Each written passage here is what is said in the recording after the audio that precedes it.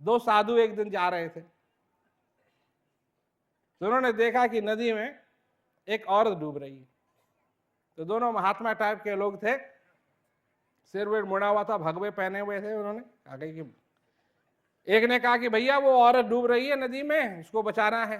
दूसरे ने कहा नहीं भाई, तेरे को तो हाथ भी नहीं लगाना है औरत को। तो जो एक था वो कूदा नदी में, उठाया उसने औरत को, अपने कंधे पे रखा और उसको किनारे कर दिया। जो दूसरा था वो कहने लगा बाप रे बाप, तूने तो औरत को हाथ लगा दिया, तेरा तो धर्म भ्रष्ट हो गया, तू तो नरक में जाएगा। चल हम गुरु महाराज जी के पास जा रहे हैं, मैं उनको जाके सारी बात बताऊंगा कि तेने क्या किया है। चलते रहे चलते रहे चलते रहे। 6 घंटे के बाद आश्रम पहुंचे, गुरु महाराज जी के दर्शन हुए, दोनों ने मत्था टेका। वो जो दूसरा था उसने तुरंत उठा के सारी बात कहना शुरू कर दिया। इसने तो जी औरत को हाथ लगाया, वो डूब रही थी, डूबने देता, क्या बात है, ये था वो था, उसने औरत को हाथ लगाया, कैसा महात्मा हो गया, ये हो गया वो हो गया। गुरु महाराज जी मुस्कुराए, पहले से पूछा कि सचमुच में तू कूदा नदी में? कहा हाँ जी मैं कूदा। कहते ने औरत को वहां से कितनी देर लगी तेरे को औरत को वहां से पानी से उठा करके और क्या कहते हैं जमीन तक लाने में? कहा जी 2 मिनट लगे होंगे। और कहा वहां से जहां ये हादसा हुआ वहां से तुम दोनों को यहां आने में कितनी देर लगी? कहा जी 6 घंटे लगे। गुरु महाराज जी ने दूसरी की तरफ मुड़ के देखा कि इसने तो सिर्फ 2 मिनट हाथ लगाया था औरत को, तू तो उसको अपने दिल में लेके चल रहा है 6 घंटे से।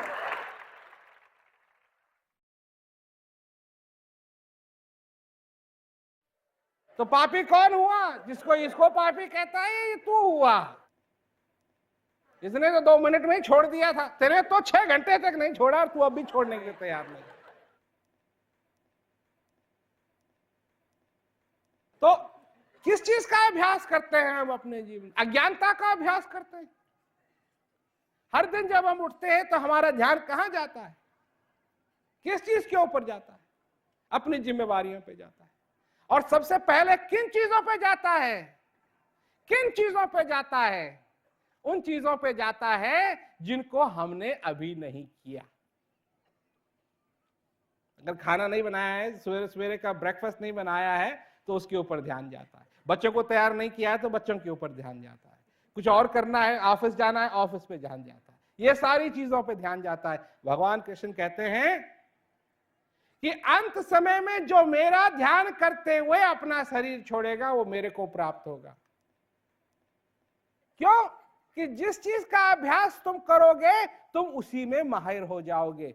जिस चीज का अभ्यास तुम करोगे उसी को बढ़िया करने लगोगे। ये कानून है।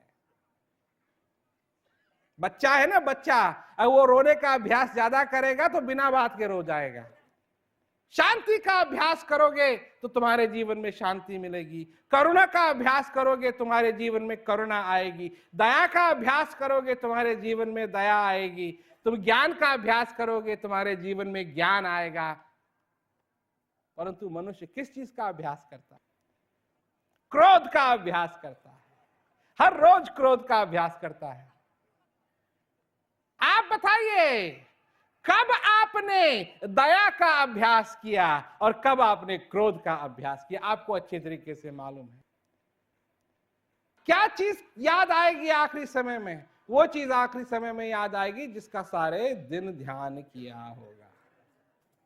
रात को जब सोने के लिए जाते हो किस चीज का ध्यान करते हो? उसी चीज का ध्यान करते हो जो सारे दिन तुमको परेशान करती है। जो परेशान करती है उसका तुम ध्यान करते हो। तो अंत समय में अगर इसी चीज का ध्यान करते रहे तो उसी की याद आएगी।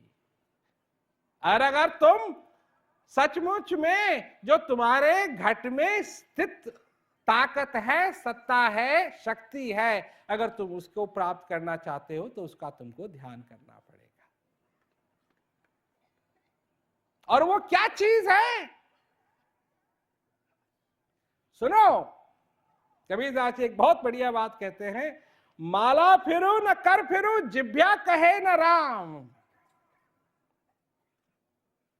माला फिरूं न कर फिरूं, जिब्या कहे न राम, सुमरन मेरा हरि करे मैं पाऊं विश्राम। ये क्या चीज है? यही चीज है, और यही चीज है जिसका तुम अंत समय तक अभ्यास कर सकते हो और अपने जीवन को सफल करो। अपने जीवन को सफल करो। तुम्हारे जीवन के अंदर शांति होनी चाहिए, चाहे कुछ भी हो जाए, चाहे तुमने अपने जीवन में कोई भी चीज हासिल की या नहीं की, पर एक चीज जरूर होनी चाहिए तुम्हारे जीवन में, और वो है शांति। ये तुम्हारा अधिकार है, क्योंकि तुम्हारे अंदर स्थित जो शक्ति है उसकी वजह से शांति होगी। जब तुम उसको जान जाओगे तब शांति होगी, और ये हर एक मनुष्य हासिल कर सकता है।